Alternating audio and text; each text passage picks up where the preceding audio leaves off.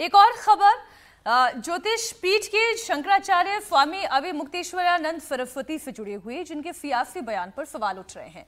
स्वामी अविमुक्तेश्वरानंद सरस्वती ने कल शिवसेना उद्धव गुट के चीफ उद्धव ठाकरे से मुलाकात की।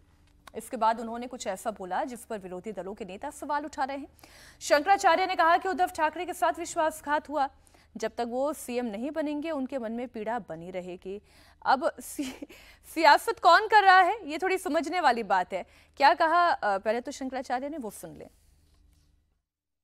आपके जो उद्धव ठाकरे जी हैं, इनके साथ विश्वासघात हुआ है और इसी बात की पीड़ा बहुत सारे लोगों के मन में है।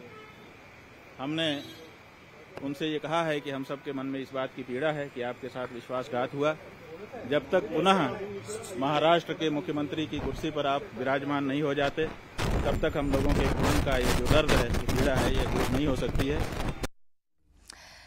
समीर जी, सियासत को लेकर इतनी ज्यादा स्पष्ट बात कहना और शंकराचार्य अविमुक्तेश्वरानंद सरस्वती ये कह रहे हैं कि विश्वासघात हुआ, जब तक वो सीएम वापस नहीं बन जाएंगे तब तक ये पीड़ा बनी रहेगी। यानी वो सीधा सीधा ये कह रहे हैं ना कि साल के अंत तक जो चुनाव आने वाले हैं, जो उनके मानने वाले हैं, जो फॉलोवर है, वो जाकर उद्धव ठाकरे के लिए वोट करते हैं।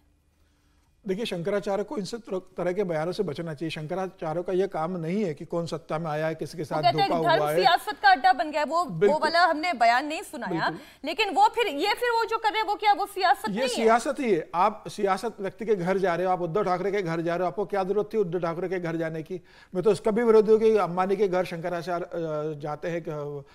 ठीक है, वो गए जो भी रहा होगा, लेकिन उद्धव ठाकरे के अगर आप जा रहे हो, उसके बाद आप भारत के बयान दे रहे हो कि उनके साथ धोखा हुआ है, जब तक वो मुख्यमंत्री नहीं बनेंगे उनके मन की पीड़ा शांत नहीं होगी। शंकराचार्य का क्या काम किया? आपकी नियुक्ति किस लिए होती है भाई? आदि शंकराचार्य ने 4 मठ क्यों स्थापित किए थे? क्या इसलिए स्थापित किए थे कि आप राजनीति में हिस्सा लोगे, आप राजनीतिक बयान दोगे और समाज के अंदर आप अपने लोगों को यह कहो कि राजनीति में हिस्सा लेना है? मुझे लगता है बहुत दुर्भाग्यपूर्ण है। शंकराचार्य को इस सब तरीके से बचना चाहिए। और जिस तरीके से बयान आजकल शंकराचार्य के आने लगे, आप देखिए अभी राम मंदिर को लेकर बयान आया था कि भाई मंदिर पूरा नहीं हुआ है, इसमें नहीं जाना चाहिए, मुहूर्त तो ठीक नहीं है। उस समय भी विवाद हुआ था कि शंकराचार्य तैयार नहीं है, विपक्षी दलों ने इसे मुद्दा बना लिया था। धर्म का था। अब तो मेरा कहना है उस समय भी इस तरह के बयान से बचना चाहिए था। जब राम जन्मभूमि के प्राण प्रतिष्ठा का कार्यक्रम हो रहा है, उस समय एक अगर शंकराचार्य इस तरह का बयान देता है तो विपक्ष को यह कहने का मौका मिलता है और अननेसेसरी समाज के अंदर एक गलत धारणा उत्पन्न होने की कोशिश होती है।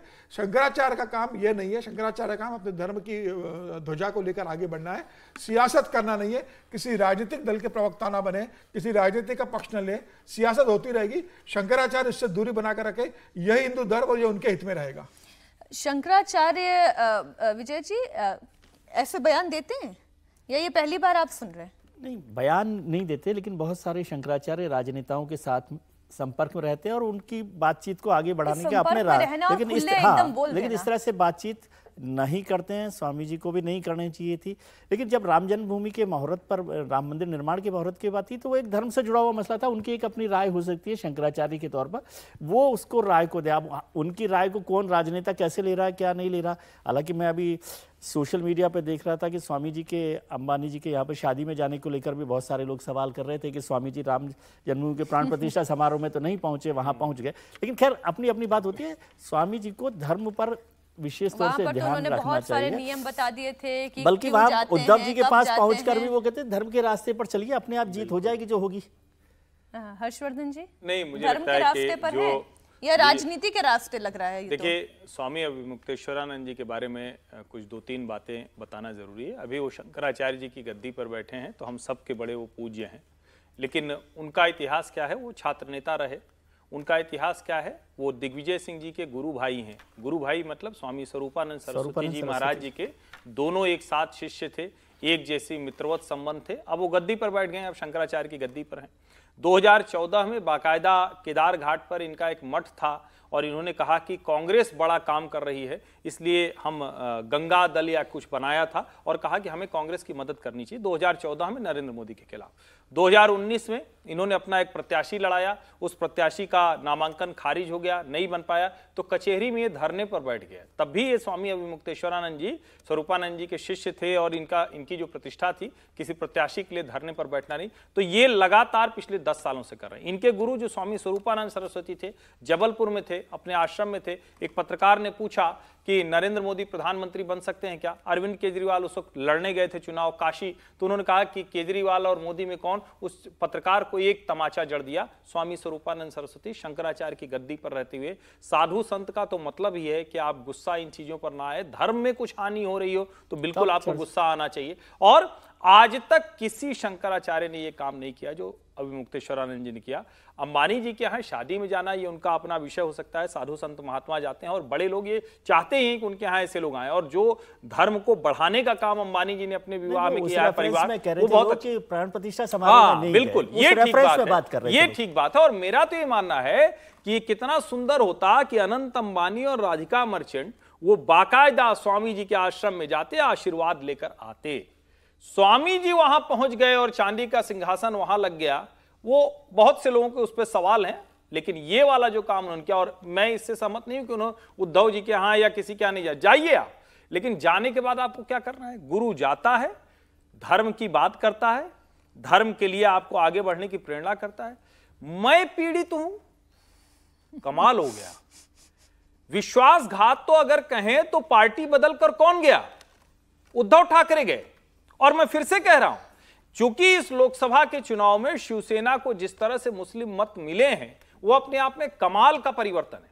और पूरी ये जो अंबानी परिवार के विवाह से एक राजनीतिक कोशिश शुरू हुई है। सारे कांग्रेस के नेता गए। अब कौन नहीं जानता है कि अंबानी परिवार का और कांग्रेस का ये बरसों का रिश्ता है। धीरू भाई अंबानी और इंदिरा गांधी का रिश्ता था, अभी भी बहुत अच्छा रिश्ता है, लेकिन राहुल गांधी नहीं गए। अब उसको माहौल बनाते हैं, उद्योगपतियों के ही खिलाफ कहेंगे वो अंबानी अडानी। हालांकि अंबानी जी के ऊपर फर्क नहीं पड़ता, वो इतने बड़े उद्योगपति हैं। मेरा यह मानना है कि स्वामी अभिमुक्तेश्वरानंद जी ने उस गद्दी पर बैठकर ये ठीक काम नहीं किया। उन्होंने जो केदारनाथ में सोने की बात की वो पुराना मसला है जो कि गलत साबित हो चुका है। बाकायदा बद्रीनाथ केदारनाथ मंदिर समिति ने बताया था कि जिसने दान दिया था सारा काम उसी ने कराया था, उसी ने ताम्रपत्र पर स्वर्ण उस पर लेपित करा के उसको लगाया था। अब इस तरह की बात अगर स्वामी अभिमुक्तेश्वरानंद हो गया वो तो क्लियर हो गई सारी बात। ये ठीक नहीं है, ये राजनीति कर रहे हैं और ऐसी राजनीति कर रहे हैं जो शायद हिंदुओं को तो अच्छी नहीं लगे। और एक बात समझिए, आज तक किसी हिंदू शंकराचार्य या धर्माचार्य की स्थिति नहीं बनी कि वो देश की राजनीति तय कर सके। आज तक नहीं बनी, ये भ्रम तोड़ना चाहिए।